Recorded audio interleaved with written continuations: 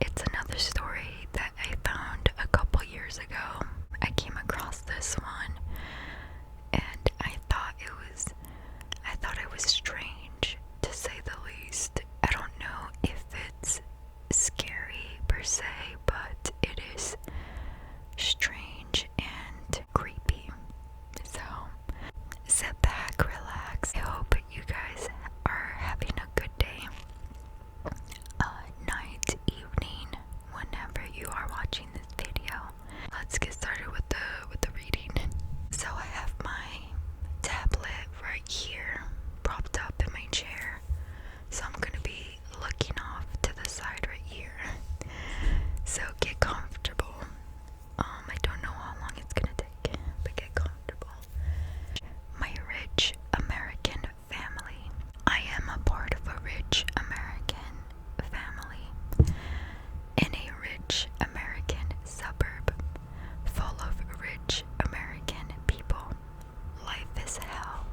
Every morning, me and the rest of the wives get up at 5 a.m. sharp. 15 minutes of jogging around the neighborhood. 5 minutes in the shower, set to cold. 20 minutes for hair and makeup. And then 5 to get dressed.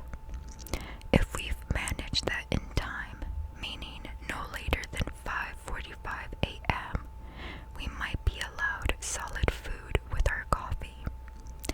We live in suburbia.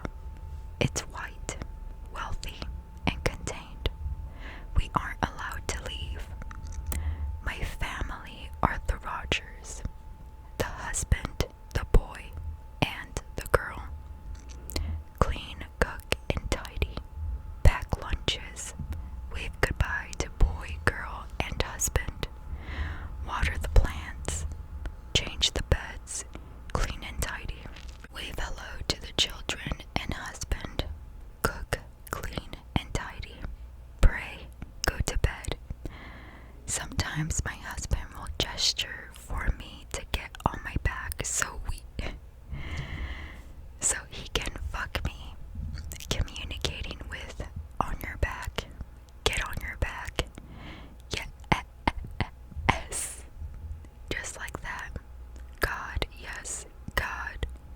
Like I'm a slow child or an animal. When he's done, he rolls over and snores. Socializing with one another isn't encouraged, but neither is it outright banned. We have conversations with our neighbors' wives consisting entirely of small talk. We might get lunch in the ladies' cafe with a friend, or while the kids are at school and our husband is at work, we may spend a snatched few minutes licking cunt just out of sight of the porch windows. It's not perfect. It's not even good most of the time, but it's something. A demonstration that underneath all those pink lipsticked smiles and chipper voices and perfectly coiffed hairdos, we aren't alone. Those pink lipsticked smiles never reach the eyes. John Rogers likes blondes with blue eyes, snub noses, and Bacoli features. He likes them in the 5'7", 5'10" height. He likes them thin, with almost androgynous bodies, and aged between 20 and 26 years old. If any of these things change, or we grow too old, he calls up the agency and requests a new model. They tell me my name is Lana Rogers. It's not. I don't know how many Lana Rogers there were before me, but the boy and the girl are both teenagers, so there must have been a few. What I do know, however, is that I was born on the 19th of November, 1990. I turned 26 today. Since my mind was wiped clean during conditioning, I'd say that my first memory is of being inside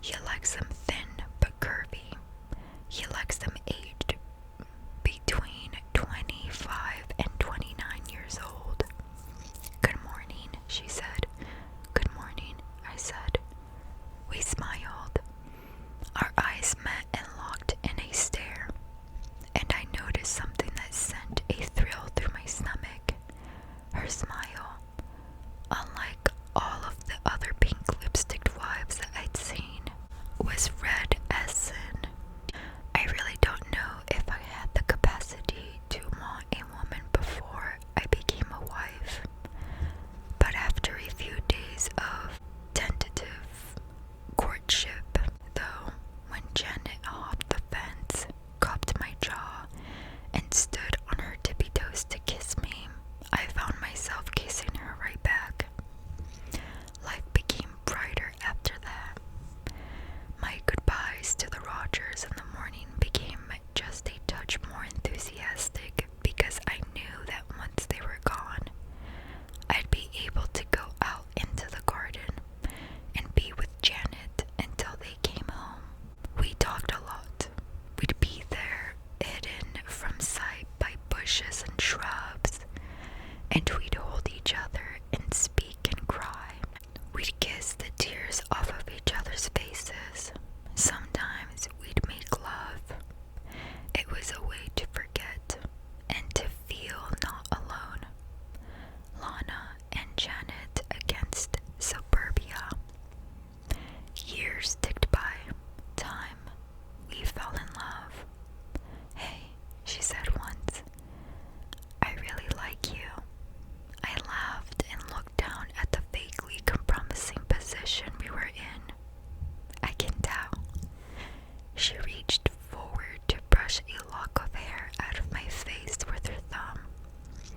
And then, with that devastating red smirk, she said, "Not like that. You're so beautiful. But I've done things with a wife before, and you're different to her. I've known you for this long, and I actually really fucking like you." Our expiry dates came closer. One evening, a van pulled up outside the Brown house. It drove away not long after. And the following morning, when I went into the back garden to meet her, Janet wasn't there. "Good morning," I said to the green-eyed brunette with the button nose and the smirk who was watering the plants. She gave me a pink lipsticked smirk. A fucking pink lipsticked smirk. "Good morning."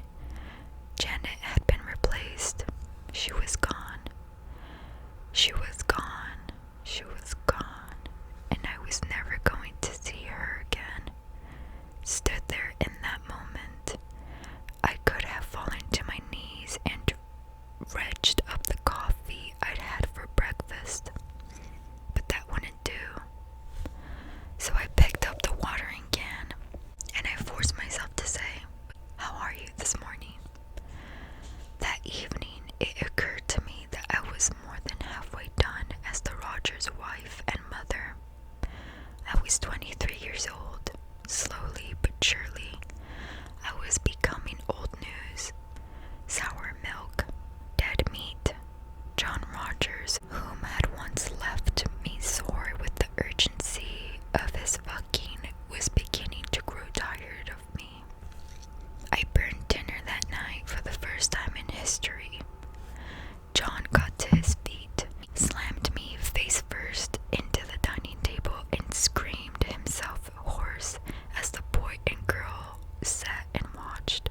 "Useless slut, ugly bitch, stupid fucking dumb retard cunt whore." Good God. Later, when everyone else was sleeping, he went to use the telephone. I remember lying there in the dark,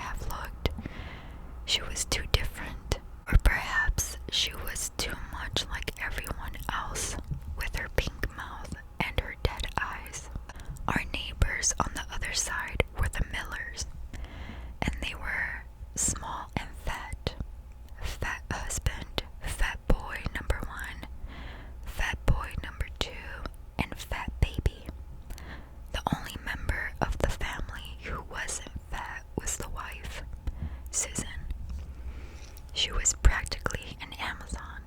I guess Mr. Miller must have specified his liking for strong women. Susan's the only wife I've ever known to go crazy. About a year ago, John and I were woken late at night by shouting. We looked at each other, united by our confusion, before rushing downstairs and then outside to see what was going on. The Millers had a annual hog roast, you see. Every family on the street was invited. We'd all gather round the charcoal pit after a couple of hours of forced laughing and socializing, and Susan would carve us slices of salty pig flesh to eat. It always tasted so good. The meat was sat on their manicured lawn. Looked a lot less appetizing than usual, though. Fat, sweaty flesh, greasy brown hair, and round glasses that had somehow remained on his face, even through the ordeal he'd been put through. A skewer had been pushed up through his ass, the end of which stuck out of his mouth in a glistening red point. You should have ordered the stupid thing in advance, Susan was screaming as she paced up and down in front of Mr. Miller's skewered corpse, running her hands through her hair and gesticulating wildly. It wouldn't come in time, you stupid pig. I had to do this. I had no choice. This is your fault. Embarrassing the family in front of everyone. It's not my fault. It's not my fault. About a minute of this passed, John and I watching in stunned